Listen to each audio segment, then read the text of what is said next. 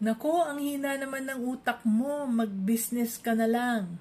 Ito yung sinasabi ng ibang mga teachers and professors sa mga students nila na medyo mahihina sa klase.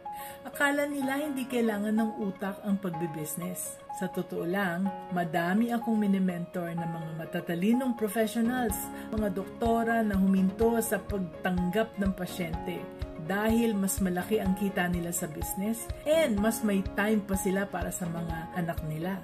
May teacher din na huminto sa pagtuturo dahil mas malaki rin ang kinikita niya sa tutorial business and sarili pa niya ang oras niya. May engineer, may mga accountant at iba pa.